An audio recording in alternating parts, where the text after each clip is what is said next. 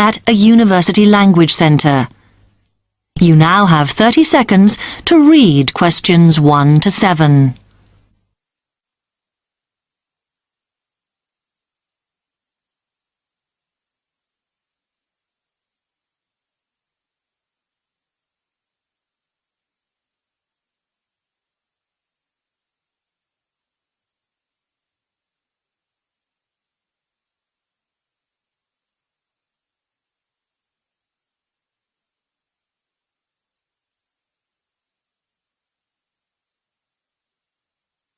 Hi, I've come to ask about the English courses you run for international students. Oh, right.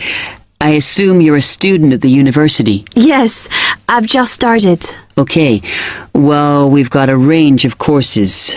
It depends what you think you need and how much. We can't run everything at the same time, though. So, for example, in this first term, we are just doing a writing course. I see. That sounds quite useful. What else is there? Some of the courses only run for single terms, and we tend to focus on what students have difficulty with. That means we don't usually do speaking courses, but next term you can do listening. That'll help you with lectures and things. Our provision is all based on what the majority of our international students need. So, is everything term-based? There's nothing that you run all year? Well, let's have a look. Yes, there is a class for vocabulary and grammar every term. That's for everybody, but it's split into 3 or 4 levels. And what about in the holidays? We don't do anything during the winter or spring break. But over the summer, there's just general classes because that's what most students want. A bit of everything. Okay, quite a variety then. I'll have a think about what I really need because I haven't got much time. Do you have about 20 students in each class, the same as our science seminars? We try to keep it at about 12 and certainly not more than 15. It's important for language classes. They're very different from your normal courses. Right.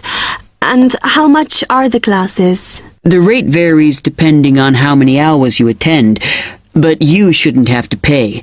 Usually, the department will fund you and even sort out which classes you need. Brilliant. It would be quite useful for me to have a certificate to take back to my country. Do you put us in for exams? Yes, but we don't like them to clash with your main course exams in June, so we run them in May. That leaves you time for revision. Do I have to sign up for something now? I'm not quite sure what I want. Classes haven't quite started yet, so you've got time to decide what you do. All we insist is that you sign up before week 5. That gives you about 3 weeks to decide. Okay. You now have 15 seconds to read questions 8 to 10.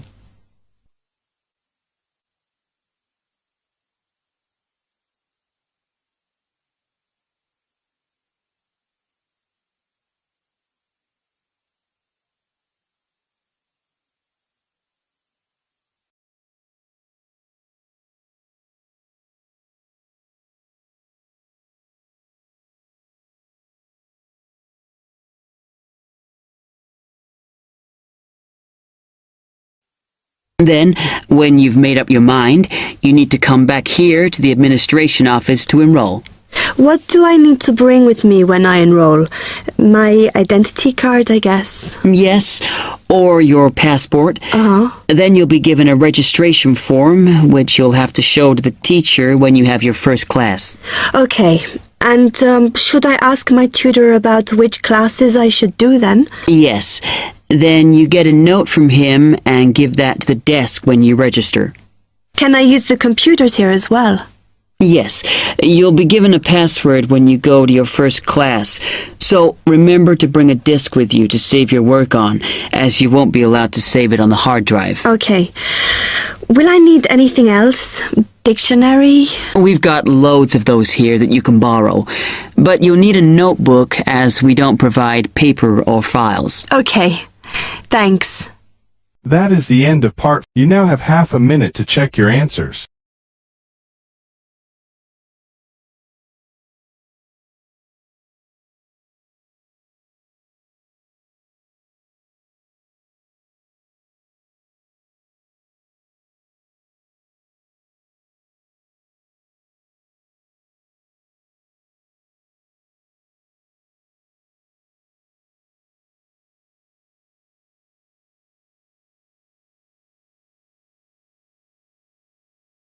Test 3, Section 2.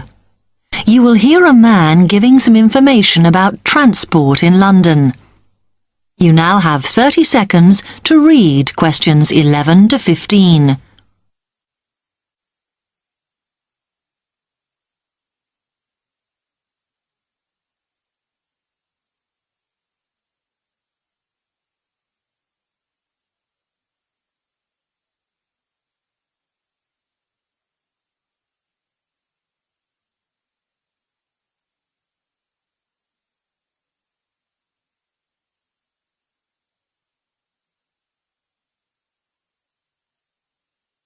Hello, can I help you? Oh, yes. I was wondering what the best way was for me to get around London. Well, there are a lot of possibilities. As you probably realise, the main ways to get around are bus, train and tube. Oh? The Underground. Oh. It depends how much you want to spend. All forms of transport offer special tickets, such as cheap day returns on the trains and so on. Overall, you'll spend less on the bus, as it operates on a basic flat fare for each journey. But of course it may not go to where you need to travel to. The mainline trains only operate in the outlying areas, though a few cross London, whereas the tube has stations which are placed in central areas of the city, close to the main sites and shops. Obviously, there are more bus stops, but you will probably have to change buses to get where you want, which can be inconvenient. You will find that the buses are mainly in the central areas, but some tube lines go quite a long way out of London, so you could use this for longer journeys. Having said that, the tubes do get very crowded, so you should use the train if you want to sit down. It does depend where you're travelling to. Well, I'm living on the outskirts, but I have to travel into London to college every day, and then around London when I'm here. OK, so time is going to be an issue for you. The tube should be fast crossing London, but quite honestly, there are so many delays that it's not very efficient. Again, the train has fewer stops, so is probably your quickest option to get to and from college. Of course, which service you use might depend on how frequent it is. I mean, the trains might only be every 20 minutes or whatever, but a timetable is published to save you hanging around. There are a lot of tube trains at busy times of day, but fewer at other times, whereas the buses run every 5 minutes through most of the day, and there are night buses.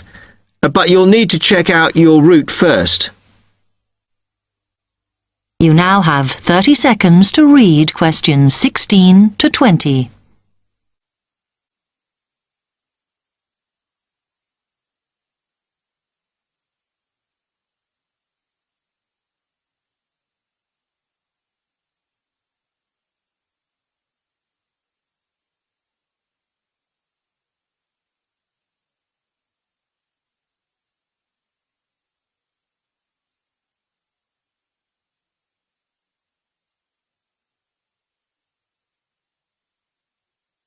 OK, thanks.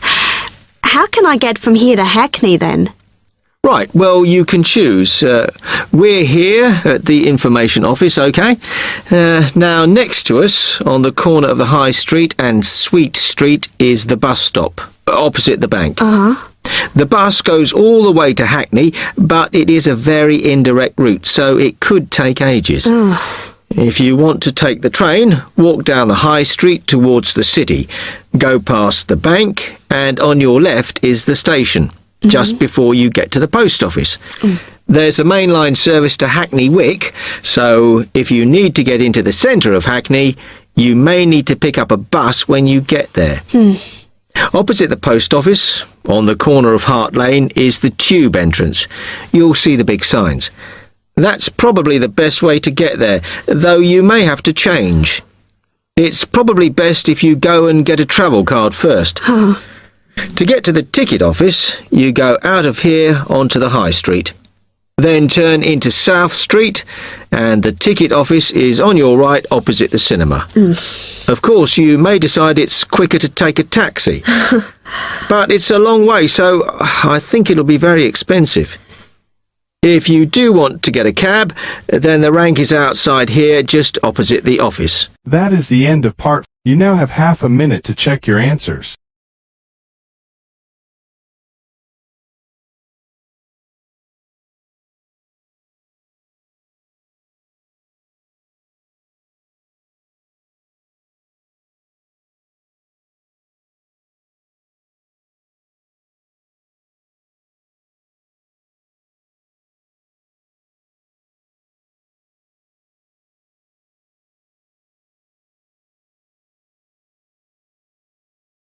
Section 3.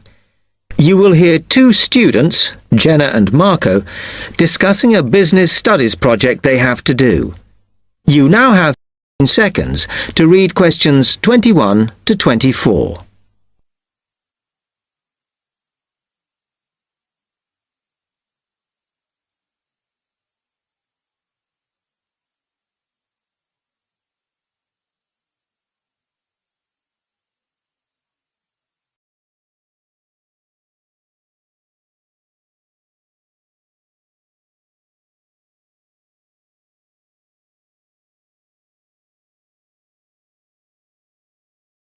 Come on, Marco. We've got to get on and sort out this project for Professor Buckley. Hang on. I want to make sure we've got all the information. Now, where are we? Well, today we need to sort out exactly what we're going to do and how we're going to divide the work up. Okay. How long have we got, by the way? The end of term is April 6th, and he said to hand it in on week 8, so that's March 25th at the latest, because the beginning of that week is the 21st, so not long. Right. Have you got the notes there? Yes. He wants us to do a fairly small-scale study, like the last one, on whether or not businesses were offering more benefits to staff. And we've now got to look at the rise in older workers. It should be fairly straightforward. Yeah, as long as we keep it small. Who's marking it? I don't know. Sometimes he gets the PhD students to mark it for him. Oh, actually, it just says here, a senior lecturer. I suppose it's too much for Professor Barclay to do them all. Yeah. Anyway, how are we going to go about this? Well, we have to decide how big we want it to be and who... Yeah, but I think we must sort out a timetable for the project. Otherwise, nothing will get done. Okay. Do you want to do that? All right. I'll do it as soon as we finish here. You now have 15 seconds to read questions 25 to 27.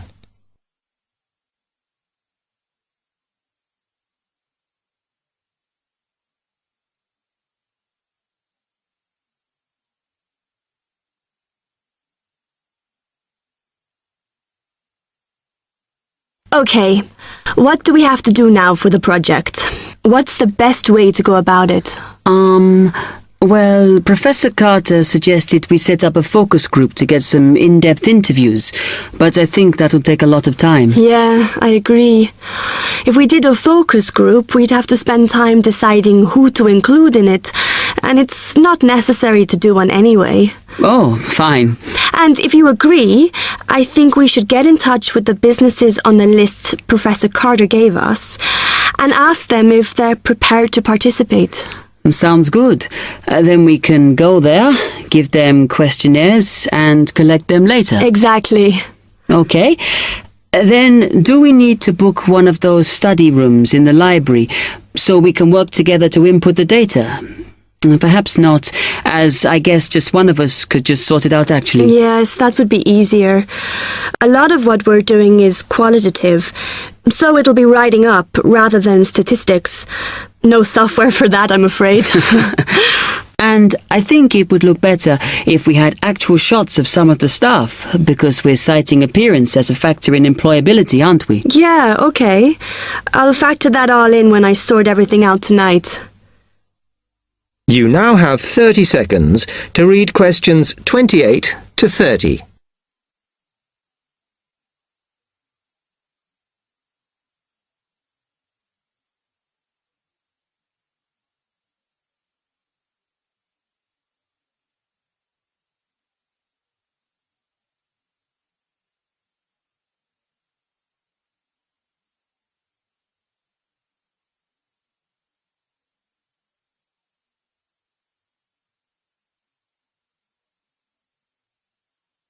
I'm glad we decided to work together.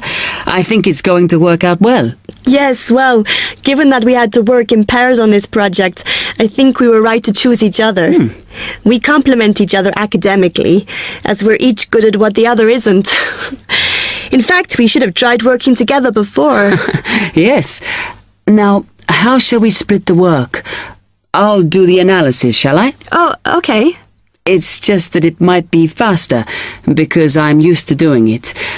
Although your English is better than mine. I need more practice at reading, really. Okay, I'll do the presentation then, if that's okay with you. Yeah, sure. I don't mind speaking in public, but I hate preparing all the notes for them. The thing is, the tutor said one person should do the whole presentation, and he said he expects me to do it because I haven't done one yet. No, that's fine. Now, let's see. That is the end of part. You now have half a minute to check your answers.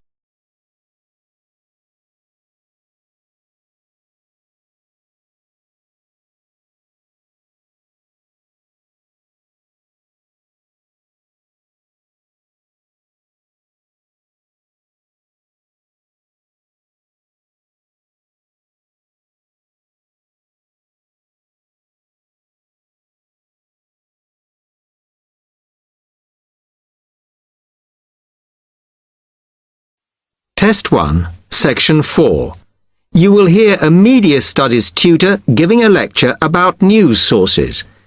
You now have 30 seconds to read questions 31 to 35.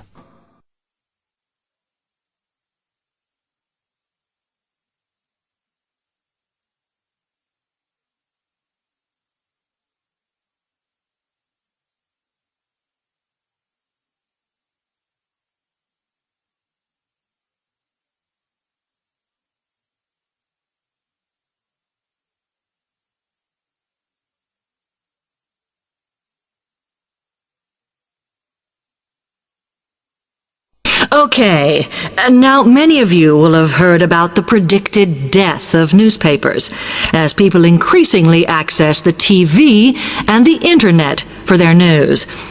Today, I want to look at the USA, which has very advanced news sources, to see if this is actually true.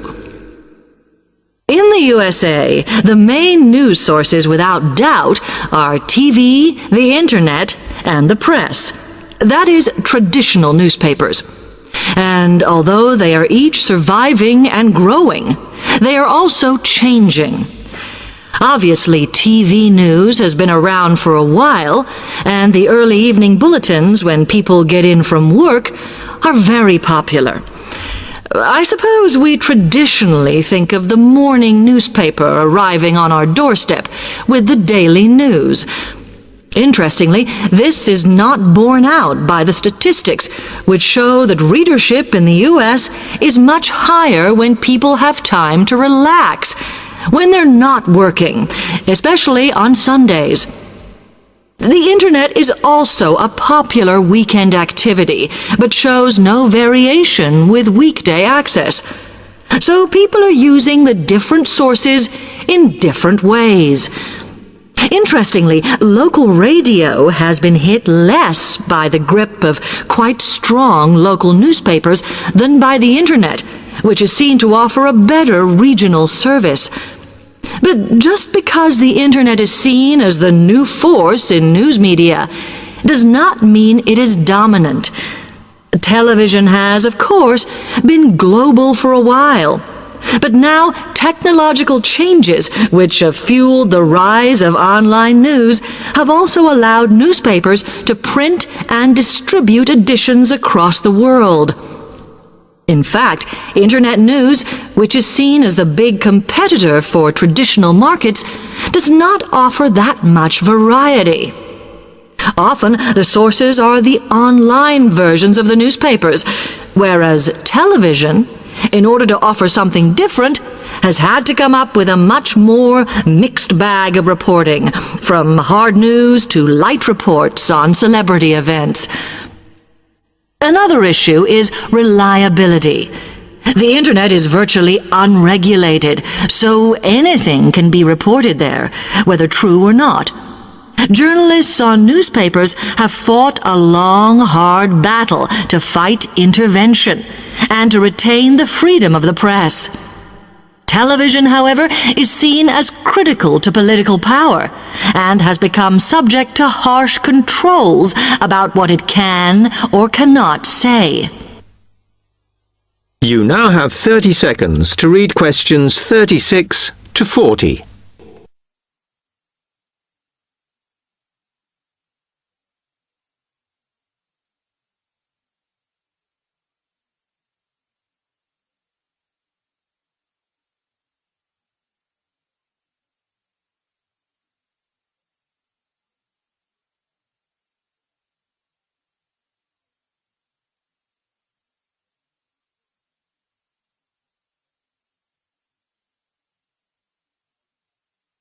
Now, one very critical factor in keeping newspapers alive and well in the USA has been their approach to advertising. Obviously, newspapers are heavily dependent on advertising revenue, and they have become more and more imaginative in what they offer, in order to make sure that advertisers use them and not other news sources. This has meant that, contrary to popular belief, newspapers now have a significantly higher profit margin than the rest of American industry. So, how have they managed to raise advertising revenue in this way? Well, they have put a lot of effort into developing and maintaining a very strong association with the retail trade. And they've come up with a winner. A critical tool in their sales plan has been suggesting that the adverts they run can have vouchers. This has been enormously effective because they have found that not only do more people buy the paper to get the discounts, but also that this inevitably means much higher sales for the clients who advertised. As well as doing this, the newspapers have also introduced aggressive sales campaigns over the last few years. This has resulted in a significant and continuing rise in the number of advertisers prepared to pay the extra for full-page ads. So, what I would like to move on to... That is the end of part 4. You now have half a minute to check your answers.